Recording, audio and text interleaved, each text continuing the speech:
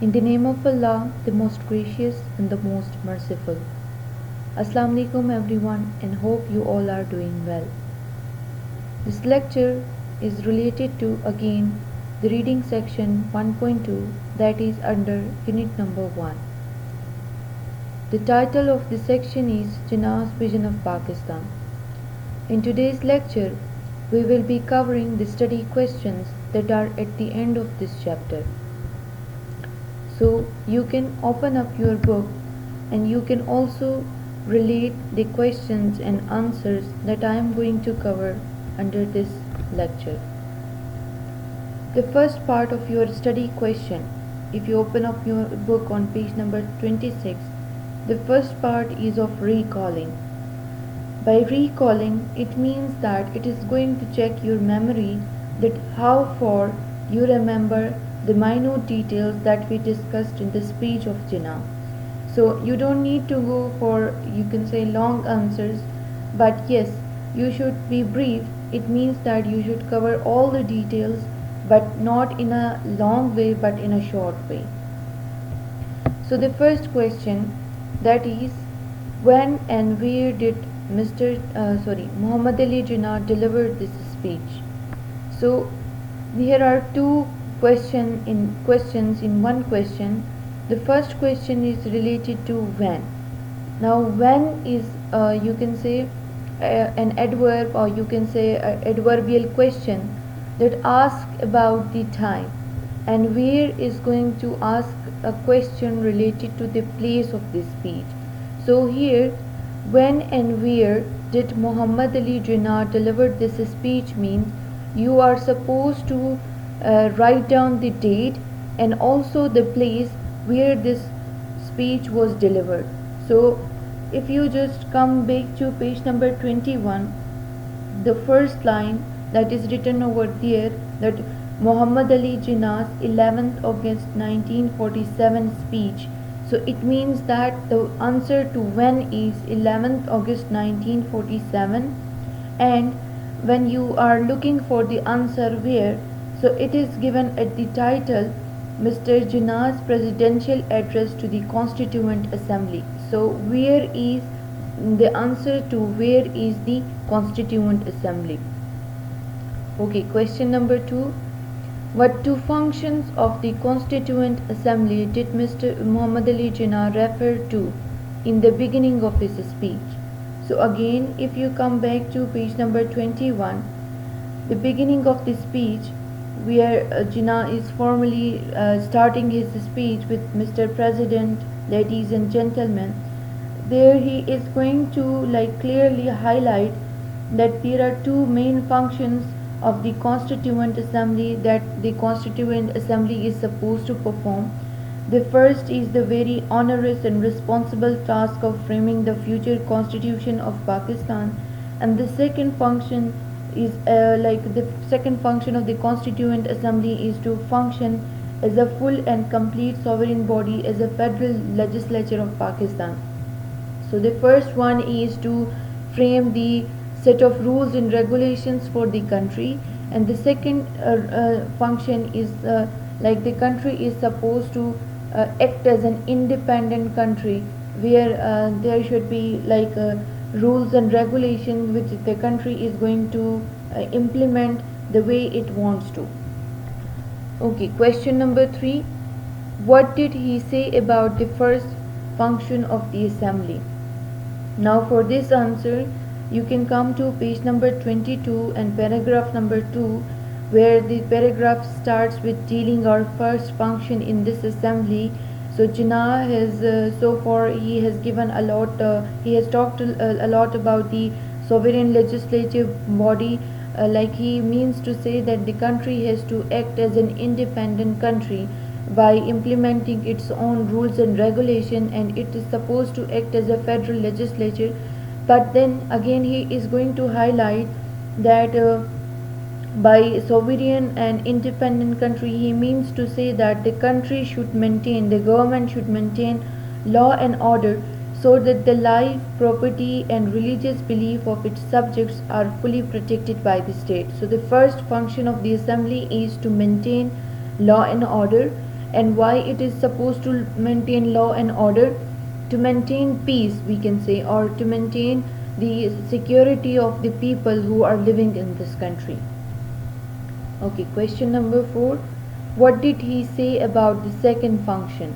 Now again it is from the same page, paragraph number 3, where the second thing that occurred to me, the paragraph starts here. Jinnah is talking about that one of the biggest curses from which India is suffering, the curses that he is trying to highlight. So Jinnah is trying to say that uh, bribery and corruption are the two, you can say, roots, the two core evils that are destroying any developed or any developing country.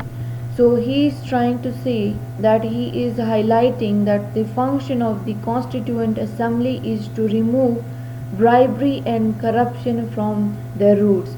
Now he is saying that there should be so proper rules and regulations, law and order, so that nobody can do corruption and bribery.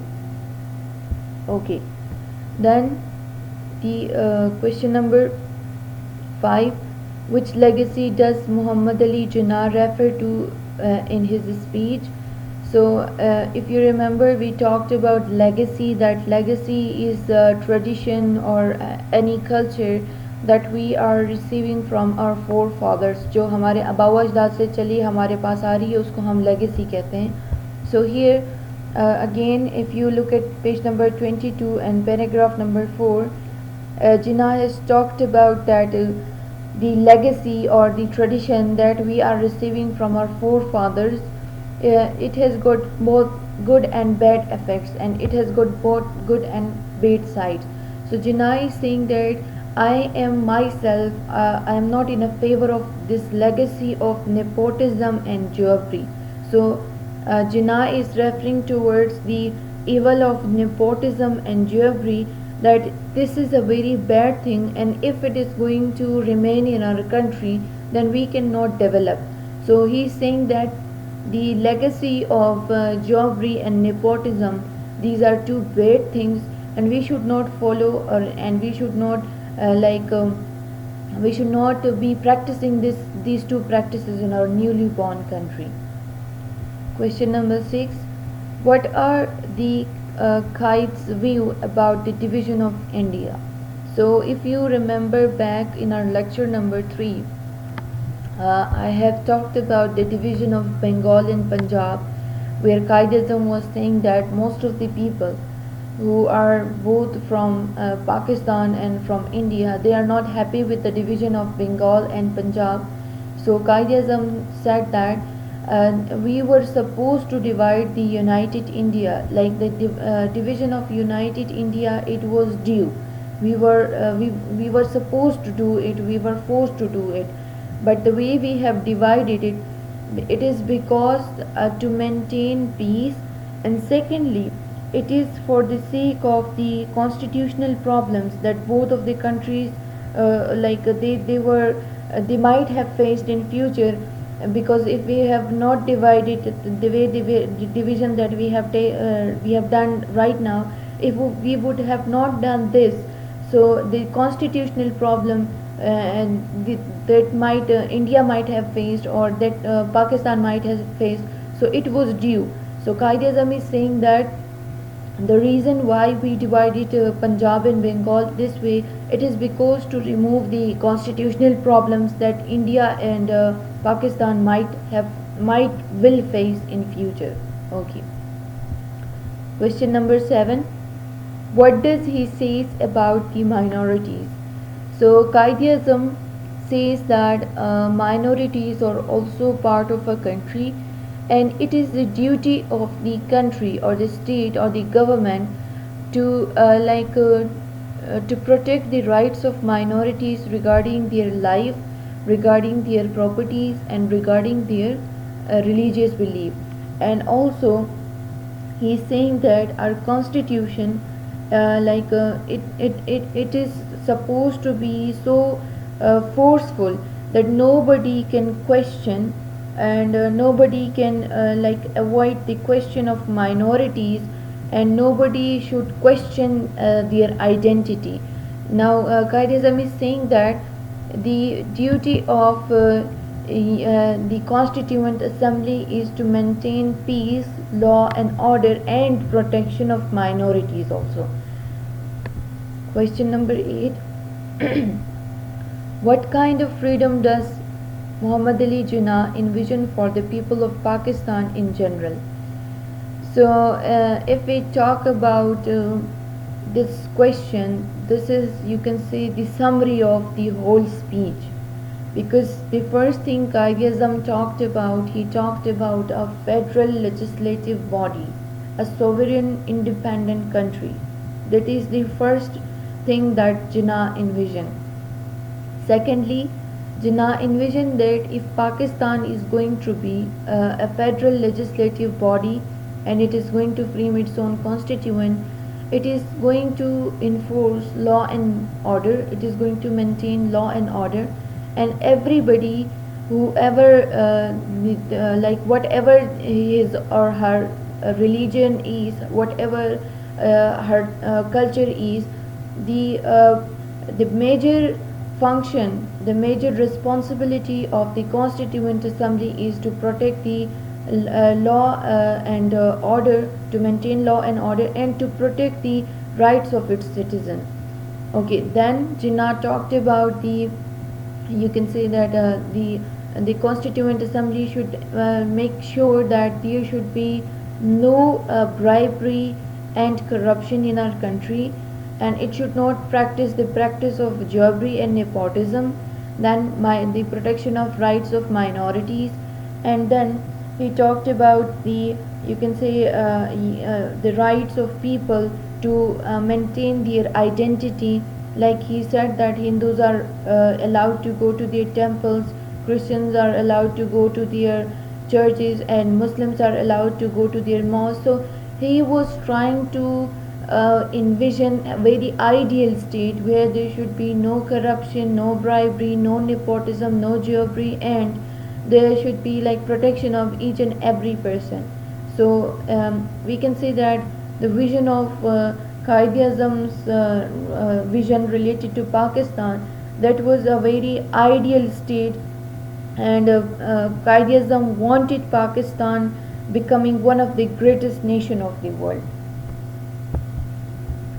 Okay, this is the second part, interpreting.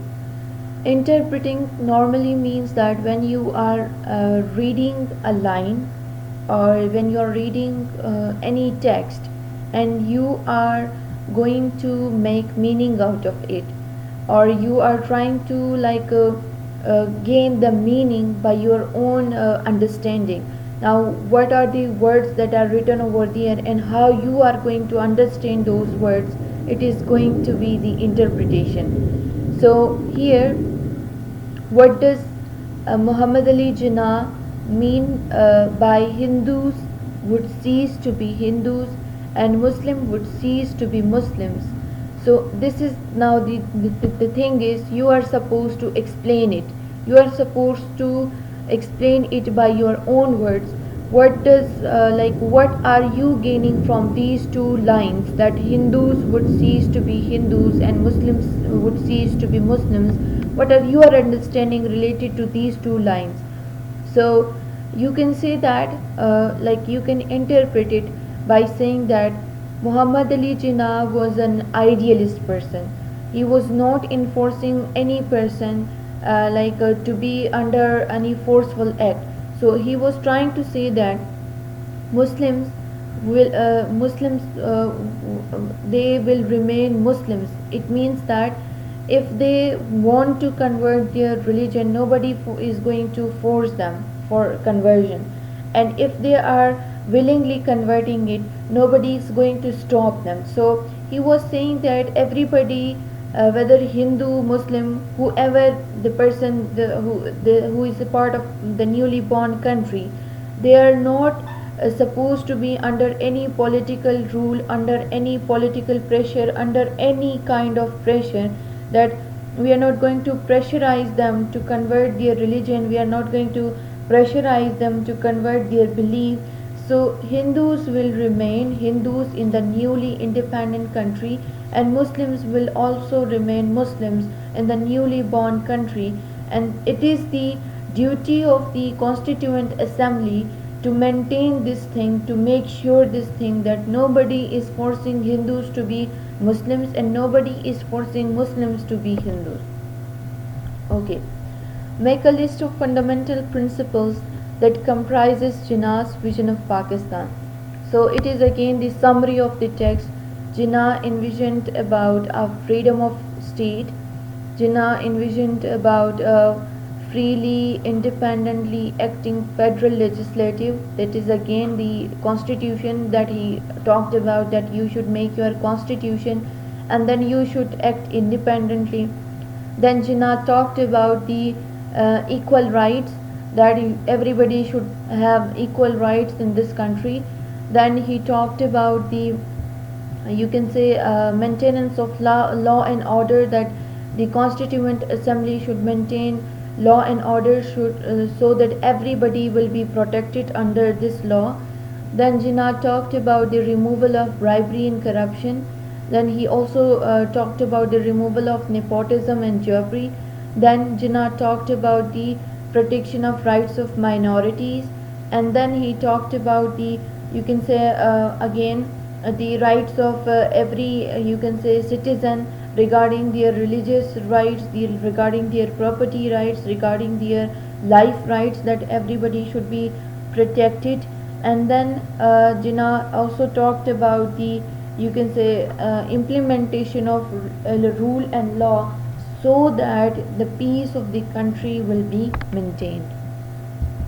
Okay, moving towards the third part, that is extending.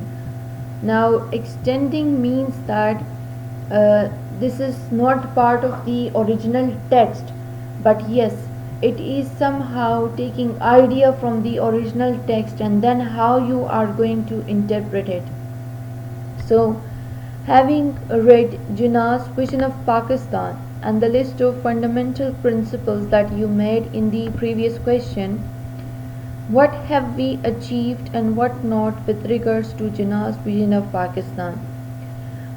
We can say that the first thing that we achieved, or the first principle that Jinnah talked about, yes, we have achieved a Constituent Assembly, we have come up with a Constituent Assembly, we have come up with, you can say that we are now an independent and sovereign state. We have achieved that, but unfortunately the bribery, corruption, nepotism, jobbery, and even the protection of minorities, we have somehow failed it. We are unable to maintain peace in our country regarding these things, and we are unable to maintain the fair play in our country regarding these few highlighted issues, which are again part of the legacy that Jinnah talked about. This legacy is still here. We are still continuing with this legacy. Okay. B. Do we have the Pakistan that Jinnah wanted? Why yes, why not? So we cannot say that what Jinnah envisioned we have achieved it Pakistan, but yes, so far we have achieved some of the points, but most of them they are remaining. That is why we cannot say that this is what Jinnah envisioned. But yes, one thing is clear, what Jinnah was afraid of, that thing happened in today's Pakistan. Even most of the things they are happening, like the way we people, we are discriminating each other, that these group, the group, this belongs to this area, this group area, these people belongs to certain group, and the way we are highlighting, we are tagging people, somehow Jinnah was sure that this is going to happen in the future Pakistan. But again, we can say that the four provinces, the difference in culture, dressing, practices, everything, this is the diversity of Pakistan that we have achieved so far. Like if you start from the north to south of Pakistan, we have a very diverse culture, And yes, we are somehow celebrating these diversities, the way we've talked about diversity and pluralism. There is somehow pluralism that we have achieved, but at the level of the state or government, there are certain issues that we are unable to achieve and maintain. That are the, you can say that the issues that are related to the legacy or any other thing. Okay, see, where did we go astray as regard to achieving the Pakistan that Jinnah wanted for us? So the question here, it is itself going to clear this part, that yes, we have not achieved the Pakistan that Jinnah was trying to vision. So we have not achieved that Pakistan. Here astray means that when you are not on the right path, when you are going towards the wrong path. So where did we go astray means that where we lack the competence, where we lack the confidence to maintain the way Jinnah envisioned Pakistan. So yes, it might be again the problem with the enforcement of law and order by the Constituent Assembly that we lack. Because if the Constituent Assembly would have been strong and it would have played fairly, so today we might not have faced the problem of bribery, corruption, and again we might not have faced the problem of nepotism and the problem of jewelry. So yes, again the main thing that Jinnah was in favor of, or Jinnah highlighted, was the function of the Constituent Assembly. Okay, it would appear that we as Pakistanis have failed to achieve the vision of the father of the nation so far. What is the best way now for us to realize his vision? This is our discussion. When you will come back, we will arrange some of the classes for your speaking sessions, and we will be discussing these things. Okay, now I have a task for you. You people are going to make your assignment on these two questions. The first one is write an essay on the great leader Muhammad Ali Jinnah, and the second one is what should we do to make Pakistan a stable and prosperous country. Now you are the youth of this country, so you can write down what are your responsibilities being a youth. How can you contribute in the development, in the stability, in the prosperity of your country? That's all for today. Thank you so much. See you in next lecture.